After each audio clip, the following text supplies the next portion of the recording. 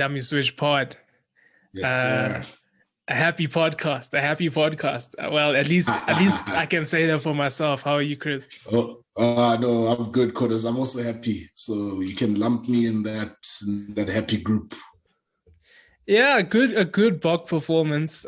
If you can get straight into things, I think from the beginning we saw physicality. They were no match. They were big Bok runs from Yeah, from early on, front football. A lot of pressure, maybe no points in the beginning.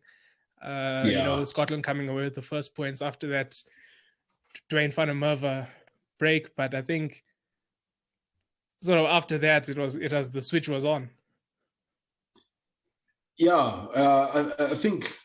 Uh, Look, we've seen that this Bok team is we slow starters. Especially on this Northern Hemisphere tour, we haven't been able to be clinical in the 22, especially in the first half. But I think good game all around. Even Scotland, they pitched up definitely. But they couldn't live with us. They couldn't live with us. Yeah, Just I too mean, much power. they had to go towards the end of the first half, and then they had that period around the hour mark to about the 70-minute mark. Mm. And I think sort of the dying stages of the game, they were still trying to give it a go, but it ended up going backwards. And I think that's just a testament to the Bok defense and how Mm. physical and alert the guys were. Yeah, and also just how it shows once the Boks are up, and they get the opportunity to suffocate you, they'll do that. They had a good stranglehold on the Scots, especially after the hour mark. It was you couldn't see a comeback from Scotland. But I think at the same time, though, yes, we're happy with the win. We'll take the win, but I think there's also a lot of things that we touched on these things in terms of the breakdown in play, and I think we saw it again at 9, where that indecision and the inaccuracy. It really, I think that's what hampered our progress in the first half. Definitely. And look, not singling the guy out, but Herschel Yankees hasn't been on form, and I think you will see with the upcoming game, the selection further proves and justifies that assessment that we've had in the past few weeks, but all around, we have to look, in this case, I'll eat the humble pie, regarding a certain player, in Jesse Kriel, because as much as, yes, we won't say he's an international winger, but look, he really stepped up this game and he made a lot of good plays I don't know, that man. I counted. don't know. Is tracking back a good play? I don't know. Well, not just the tracking back. I think there's one with the one try that we scored where he got back to help secure the breakdown. I Again, think it was the second. Yeah, but that's loose forward all I'm work saying where is you that should be. all I'm saying is that he did a lot of good work, and even off the ball in terms of the kick chase, he was he was putting himself there, and the effort. That's why what I'm commending is that the effort was there, and it had better impact than previously seen. So in that instance, I'm prepared to have a steak and kidney pie, Yeah, just to go back to your first point, Herschel struggling with box kicks as well. Mm. He couldn't really get it going in that first half. Box dangerous from broken play. That first try coming from an arm turnover. Box, Yeah. They good to see them from turnover ball playing instead of kicking, and the fact that they went the right way. Yeah. Good run by Tialende and Siam Pimpy away for the try. It was electric. It was, I think the second try even mirrored the first in a lot of ways. I was I think, involved again there, you know. yeah, again, and And it was that thing where decision making of his, you know, the first few seconds of getting the ball. I think also Kwacha was there for the rip, and I think it shows yeah, the importance of, you know, both of those players in that try. And again, went wide. This time, Elton throwing that pass. Dialendi again making that great run, and Mapimpi in the corner. yeah, man. My pimpy in the corner yet again. You know, I think the record is that he scored against every test playing nation, that every game, every test side that he's played against. So, you know, that that's no fluke. You know, it just shows the quality of the man. I've previously, you know, I was questioning, you know, his selection because I wanted to see Fassi, you know, in the I think British and Irish Lions or Rugby Championship as well, especially Rugby Championship. But I think what we've seen is just his evolution, because even in his carries, his tackle fight is strong. You know, his work in the air. You know, He makes those he was meters. also yeah, and made those meters, and he was prominent. You know, with ball in hand as well. So you know, I think all around when you look at that whole 23, you know, but especially I think especially the starting 15, barring Herschel, unfortunately, you know, is that they all, you know, got good pass marks out of that game, you know, and did well. You know, it's very, when you look at the impact of our front row, again, it was prominent. Although I felt, you know, Trevor Skuman did sort of he did put up a fight, you know, on our tight head on Trevor when Trevor was still on, you know. So, but it's good. We needed, I think that's sort of a game that the kind of game that we needed before England, because Scotland defensively they are strong as well, and they can put you under pressure, ball in hand, and we survived that. And I think, you know, for me, one of the things that stuck out was that, you know, in that, like the close to that hour mark where the momentum was shifting, how the championship qualities, you know, the clutch plays where lineouts were being stolen, you know, just killing their momentum right there and there. For Pollard me, almost put us in that trouble there. hey, I said Pollard almost put us in trouble there. yeah, he almost put us in trouble. But you know, then it's a bit that man Mountain. He came up with the goods. I think even the pressure that Diallo was putting on at line out time. So it's like that selection was very. I think it was very smart selection. You know, to have Lourdes on the bench, because when he came on, they're able to continue that pressure on the line out as well. You know, it's very difficult to you know, to say anybody had a particularly bad game. You know, just a pure team performance, and everybody put their hands up, and it was good to see, man. You know, it was really good to see. There can't be any complaints, especially because we won. You know, outside of, you know, a few technical things and maybe player selection, you know, but overall, you know, the way even our centers, they complementing each other. What one is doing maybe in the breakdown, getting the ball, turning that ball over, getting it out wide. The other is executing, you know, and finishing that off. That is, we've got world-class centers, you know, so just players all around. And geez, you can't speak enough about the Springbok team, to be honest. Yeah, man. I mean, if we have to talk about, you know, Scotland's tries, missed tackle by Elton, and then Herschel knockback.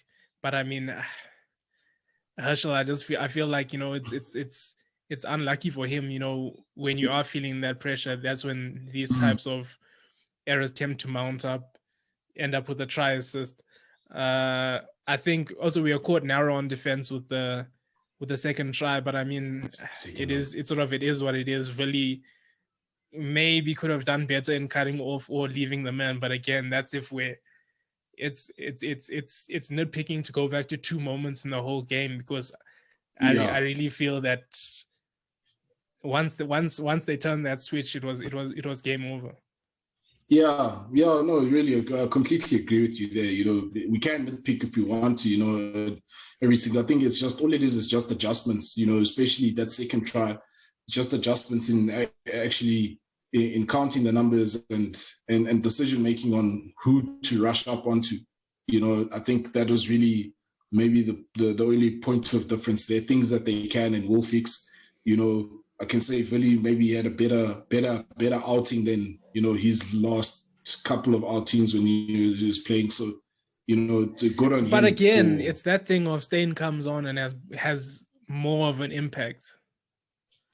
I mean, before we get into the selection for this weekend, I think off the bench, Koch had a good game, Marks had a good game, and Steyn. I mean, Steyn, the enthusiasm still when he's coming on and he's having that impact. So I think essentially, as you said, the only thing we can talk about is sort of lineup adjustments and changes. The most obvious being Reina coming on in the second half. Yeah, and immediately we saw the difference when with Reina on the ball was going out quicker. I think he was more clear in his option taking, in terms of who he wanted to hit to the ball with the pass from each breakdown. That kept the momentum, kept the pressure on, and we got some good return off that. And yeah, look, it's just unfortunate. The players don't pick themselves. At the end of the day, but I think at the moment, look, I think it's very difficult to disagree when we say we've seen enough from Herschel at the moment, and he's got to go back to the drawing board, unfortunately. So yeah. For me, I just wish I could see Sanele Nohamba. That's all I'm thinking when I'm seeing this. Is just like, if we had him in that first half, that's all I want to see. That's all I want to see. I'm not too big on the Fassi train. I know other people are, which we will talk about in the England thing. But for me, it's for me the change that I really want to see is that scrum half. I just feel like if we had someone else there like Nohamba, things are even more exciting. Completely agree. And I mean, even like you have to feel for a guy like Grant Williams, because he's been, don't know how long he's been on tour, on holding bags. Sightseeing. But, I think we are a good experience for him. But in terms of when you look at the overall product that Herschel is dishing up, surely you can't get any worse from a guy like Grant Williams, a guy like Nohamba if he gets in the squad as well. So it's just, and you rightly point out, you feel, especially in that first half, had we had like a more snappy, decisive number 9 that wants to put pressure, ball in hand, and getting that ball out. I think easily, by the first half, I think we would have been in a more comfortable position in that game going into the second half to take it away. But as it is, we did manage to take it away with the substitutions that were made. And it's very, even the bomb squad, when they came on, impact, it was impact all around, and yeah, man, this team is healthy. It's in a good position, considering that there's some players that are missing. It's considering that considering that there's apparently no players of the year in contention in the squad. I mean, we're decent for a bunch of average guys throwing the ball around. You know what I mean? This is decent. This is a not so bad team, ranked number 1 as well, I mean, like, but it's okay. World Rugby, we've got their own criteria, clearly we can see, but yeah, it's good. And it's so good. It's nice to not have to talk about the referee, in this game. Although in some instances you felt there was it's a bad penalty where it should have been, because he was straight on the ball. He maybe didn't see it, and Etzebeth was on the ball all day long. That penalty, then that penalty resulted in, I think, the Scots got a penalty just on halftime, and they missed it, or just before halftime, and I felt that was justice because it wasn't deserved, But other than that, there's not much to even point out about the officials, So it's good when it's like that, when we don't have to mention any refereeing decisions, So yeah, all in all, a good result, but the big one is coming up. You know, the last game. It's the repeat of the final. So, oof, Yeah, let's talk be... that game. We've got Diago back in. Reina starts, much needed start. Pollard in. He didn't have a good game against Scotland. He came on, put the Boks under pressure in moments. Missed, I think it was a conversion. He didn't have a great showing. Then you've got Villy. I think Pollard and Villy are sort of in the same boat in terms of form, and they're also in terms of their replacements. It's also more exciting characters. I mean, especially Villy when you've got Fassi and Steyn. You know, it's. I think it's going to be a big one for him in terms of also public opinion. You know, the jury is continuously out on him. Yeah. I saw someone even Photoshop Fassi into the team picture. So the calls are there. So I mean, for him, this is it seems like he's on trial almost every week. Yeah, look, he is on trial every week, you know, because he hasn't been at his best, you know. So I think naturally the scrutiny is going to come, but look, at the end of the day, he still gets another chance, you know, in terms of the selection this week, for this weekend. You know, he gets another chance, and he's if there's one game where he cannot have a bad day, it's this game. You know, honestly speaking, because there's no doubt England are going to want to bring the heat. You know, they want to get their revenge. You know, some of the guys, because of the Lions and then the World Cup final and things like that, you know, they definitely have a chip on their shoulder and they want to take us out, you know. But I think this is, if to further underline our dominance, this is the one game that we need to just one more. The guys need to get up for one more game, and I think they will. Just a consistent team. Pack has been consistent. You know, the loose forwards. It's there. The key thing is now is that decision making at 9, because yes, Reinach, as good as he is, I mean, he's had certain games where he has started and he hasn't delivered. You know, so equally, I think there will be some sort of pressure on him as well. And you mentioned Pollard and Villy. Definitely, there will be pressure there.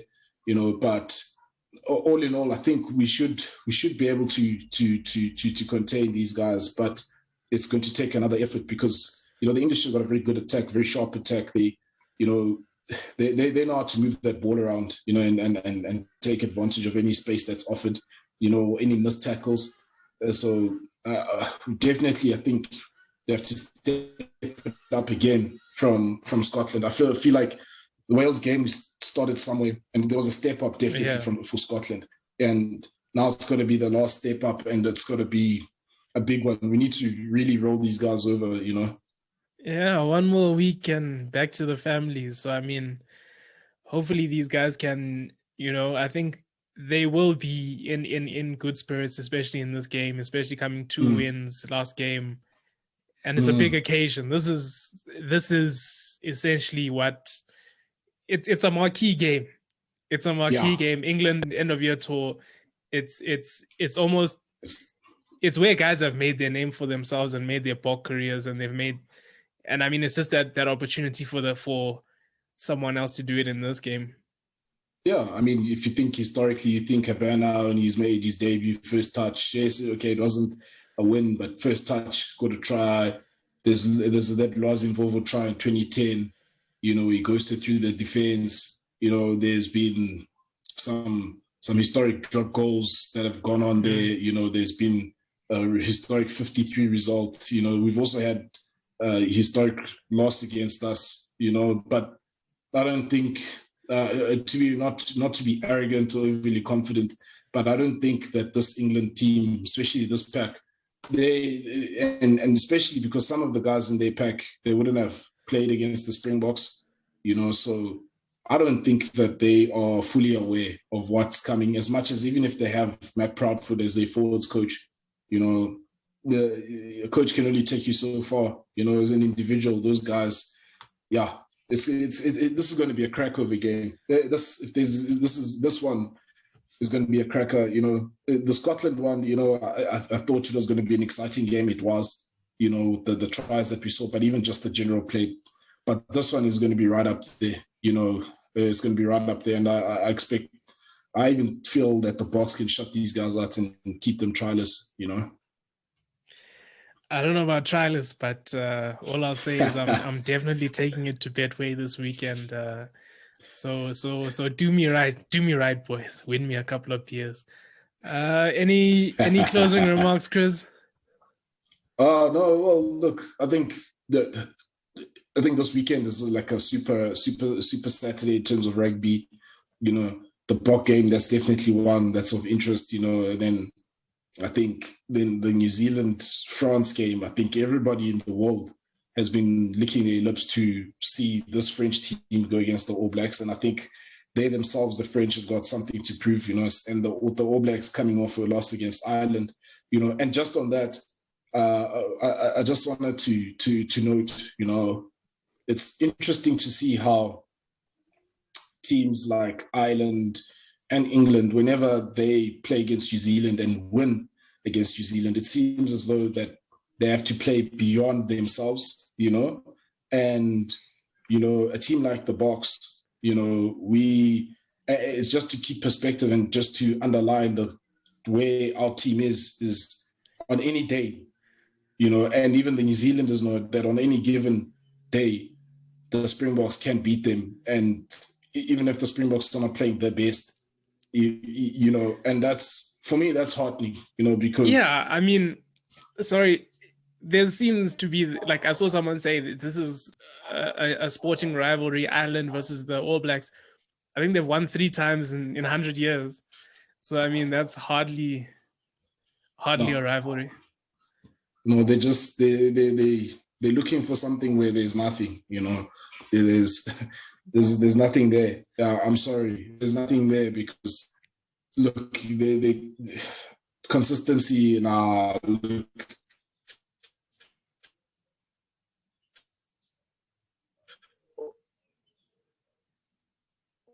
All Blacks, I think we will see there's going to be changes there, but what I'm one of at the end of this, you know, the better team for the year, to be honest, has been the Springboks. When you look at it across the board, you know, even from a player personnel perspective, we've been the better team. And this weekend, the boys just need to underline, full stop, exclamation mark, or is it exclamation? You know, not full stop, but exclamation, and underline it, because they got to do it for us, man, and for themselves. You know, we're behind the boys. Behind the boys all the way. Dummy Switch Pod. We're out.